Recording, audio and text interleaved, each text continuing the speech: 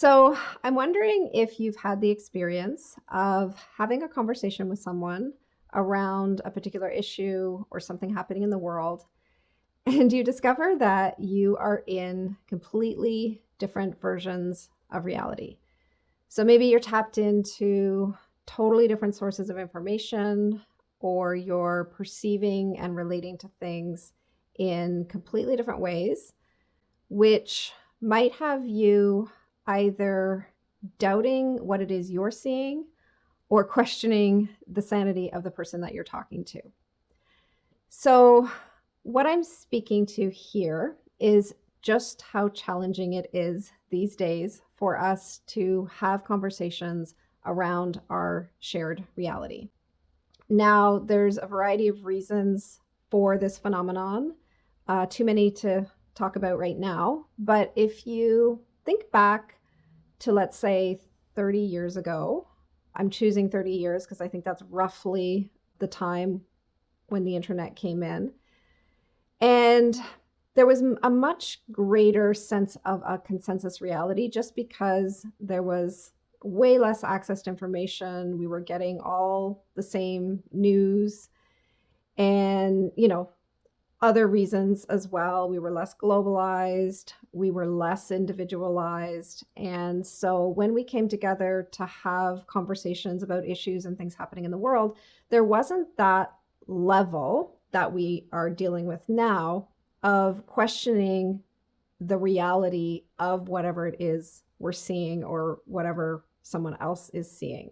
And also, there wasn't the degree of diversity in terms of the multitude of ways of looking at things and the different frameworks and the different ideas and the ways that we've explored outside of consensus reality and explored the very nature of reality itself. And so there's just so many different places to be and different ways of relating to our reality. And all this information we're taking in, and we're all getting it from different places. And so, of course, that is going to create this phenomenon of it being really, really difficult for us to have basic conversations around the things that we're seeing. So this is what we're here to talk about in this video. My name is Sheila, and the overall purpose of this channel is for us to zoom out and explore some of the broader phenomenon that we're all experiencing that, we may not always notice or have language for.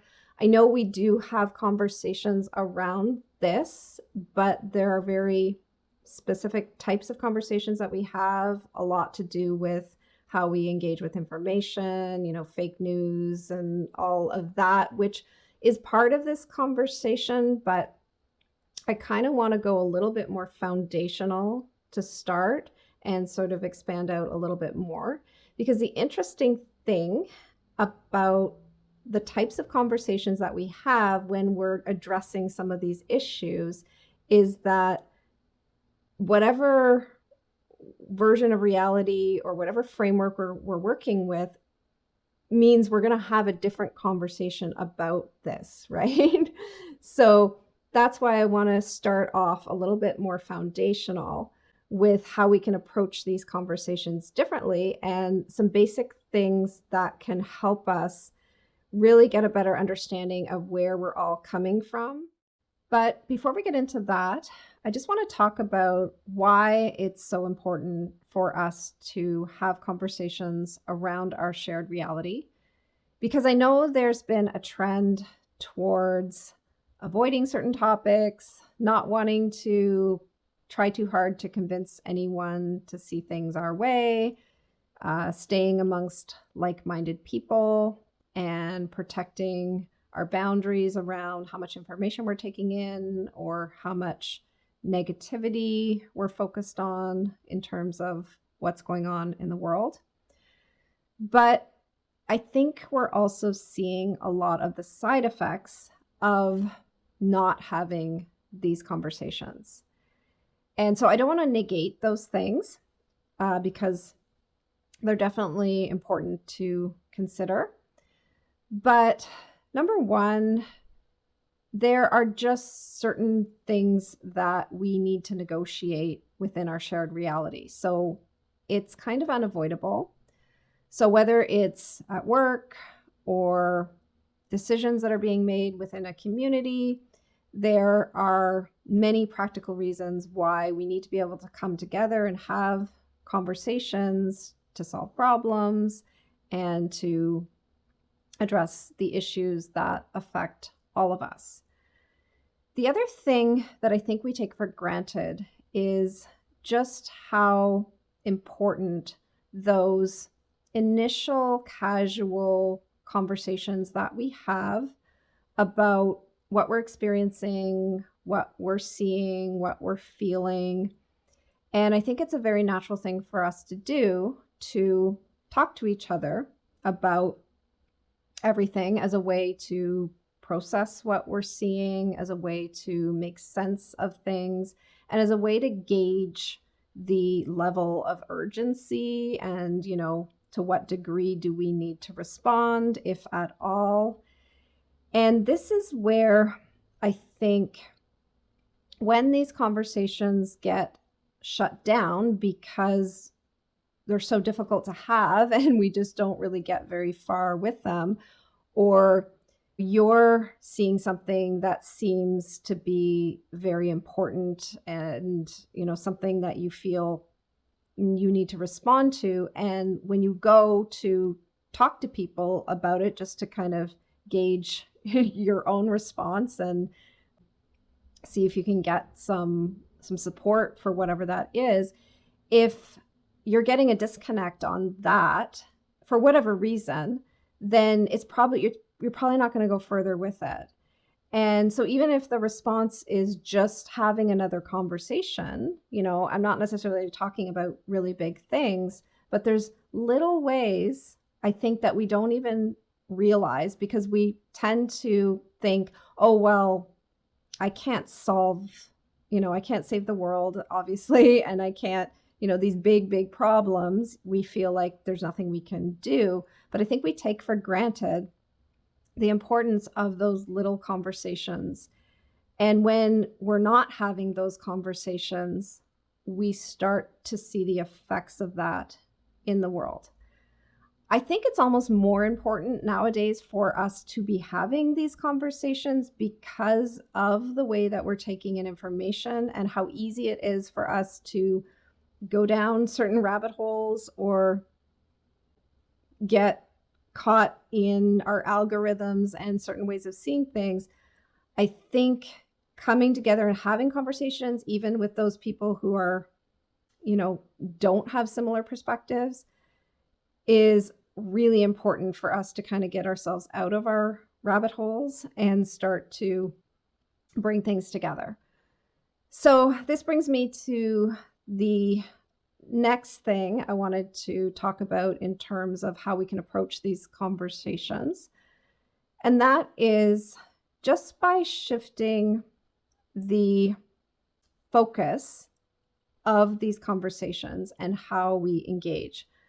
So, as I'm sure you're aware, we tend to go into debate mode when we share our perspectives around issues and things like that, because it's just the way that we've been conditioned. And so when we're in that mode, what we're doing is we're coming more from the premise of us having, or, we're supposed to have the full picture or the right answer ourselves. And so the goal is to prove our point and to defend our perspective and to challenge other people's points of view. And of course, when we're in that mode, it becomes very difficult to have conversations that take us anywhere. There is a time and a place for debate, so I'm not saying that we should never debate. But if we could just approach conversations from the vantage point of we each have a different piece of the puzzle, and not a single one of us could possibly have it all, have all the information and see it all. And so when we come together to share, we're each bringing the information and perspectives that we have and bringing it together to build the big picture together. Now, of course, I'm absolutely not suggesting that we embrace every perspective and that we take everything as true. Of course, that's another conversation about how we navigate all of that, but just the overall approach to these conversations can really help bring things together, and it can have us approaching the conversation more from the perspective of trying to understand where someone else is coming from and what they're seeing, even if we don't agree. And I absolutely do not think we should force agreement. Just as an aside, I think a lot of the typical advice that we get about how to have conversations in a productive way, like, coming to the middle, finding common ground, I think those things can be problematic.